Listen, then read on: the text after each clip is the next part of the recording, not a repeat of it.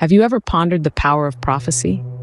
The ability to foretell events, especially those that seem impossible, is a captivating concept. Today we delve into the intriguing prophecies of the prophet Nahum. In a time of great turmoil, when Assyria had decimated the northern kingdom of Israel and defeated Egypt, the next target on their list was Judah. The people of Judah were understandably terrified, living in constant fear of the impending storm. It was during this tense period that the prophet Nahum emerged. He boldly prophesied that Assyria would face God's judgment and inevitable destruction, bringing great comfort to God's people and alleviating their fear. Nahum declared, "The Lord is good, a refuge in times of trouble. He cares for those who trust in him, but with an overwhelming flood he will make an end of Nineveh. He will pursue his foes into the depths of darkness." This prophecy not only provided comfort because God remembered his people and was willing to be their refuge, but also because the aggressive invader, Assyria, would be punished with a flood. The prophet Nahum also emphasized that the Lord is a jealous and avenging God.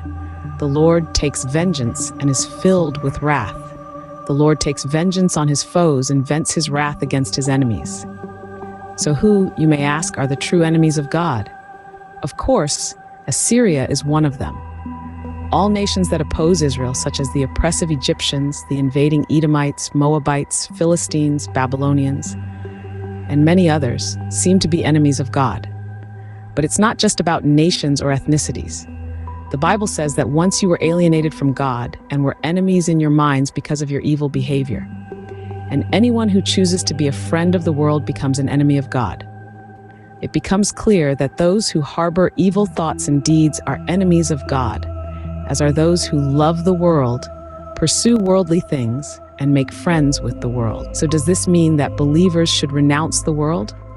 The term renouncing the world originated from ancient scholars influenced by Taoist naturalism and the lifestyle of reclusive hermits tired of the illusory wealth and power of officialdom. Christian faith doesn't advocate for renouncing the world, but rather warns against the lust of the flesh, the lust of the eyes, and the pride of life.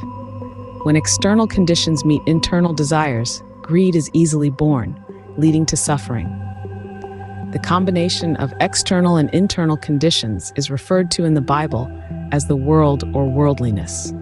The ancient saying, "The great hide in the market, the small hide in the wilderness," suggests that if the heart is attached and the body is bound, no environment will bring comfort. Christian faith is not about leading people to seclusion, but rather a positive engagement with the world. Jesus instructed his disciples, "Neither do people light a lamp and put it under a bowl. Instead, they put it on its stand, and it gives light to everyone in the house. In the same way, let your light shine before others, that they may see your good deeds and glorify your Father in heaven." This is an excellent expression of the Christian's active engagement with the world. In summary, Nahum's prophecies serve to comfort God's people during a time of fear and uncertainty.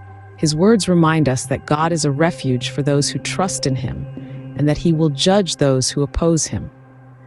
But importantly, this opposition is not based on nationality or ethnicity, but on one's actions and attitudes towards God and the world. As Christians, we are called not to renounce the world, but to positively engage with it, letting our light shine before others.